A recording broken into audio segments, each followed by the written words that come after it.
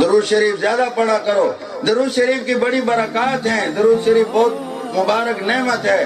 یہ ذکر اللہ بھی ہے اور ذکر الرسول صلی اللہ علیہ وسلم بھی ہے. یہ ساری پریشانیاں اللہ تمہاری دور کر دیں گے.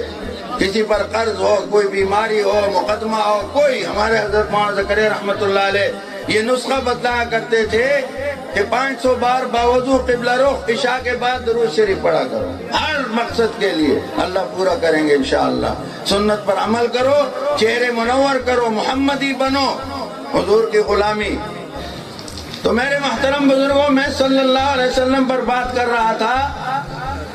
یہ درود بھی ہے اور سلام بھی ہے اور اس میں بڑا مال ہے. ہمارے زمیندار بھائی دکاندار سے پوچھو بھائی کیسی کمائی ہوئی تو اشارے کرتے ہیں. تو اس میں بڑا مال بڑا ہے. ایک دفعہ جس نے درود شریف پڑھا, ہمارے اکابر بزرگوں کا عقیدہ ہے, اہل حق کا, اہل سنت والجماعت کا, علماء دیوبند کا, ایک بار درود شریف پڑھے اللہ اس پر 10 رحمتیں نازل کرتے ہیں. ایک بار درود شریف پڑھے اللہ اس کے نامہ اعمال میں 10 نیکیاں لکھتے ہیں, 20 فائدے. ایک بار درود شریف پڑھے اللہ جل شانہ اس کے 10 گناہ معاف کرتے ہیں, 30 فائدے. ایک بار درود شریف پڑھے اللہ جل شانہ اس کے 10 درجے بلند کرتے ہیں. ایک سلام حضور اقدس صلی اللہ علیہ وسلم پر بھیجے اللہ اس بندے پر 10 بار سلام خود فرماتے ہیں. سبحان اللہ. تو 50 فائدے ہوئے.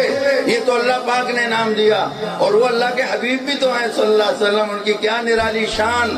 اللہ نے فرشتے پیدا کیے ہیں اس مقصد کے لیے, ان کی ڈیوٹی لگائی ہے. جہاں بھی کوئی, جیسے آج اس مرکز میں یہ درود اور سلام پڑھا گیا صلی اللہ علیہ وسلم, بار بار یہ پہنچ رہا ہے, فرشتے پہنچا رہے ہیں. آقا پاک صلی اللہ علیہ وسلم فرماتے ہیں جس طرح تم بڑوں کو ہدیے پیش کرتے اس طرح تمہارا ہدیہ میرے سامنے آتا ہے.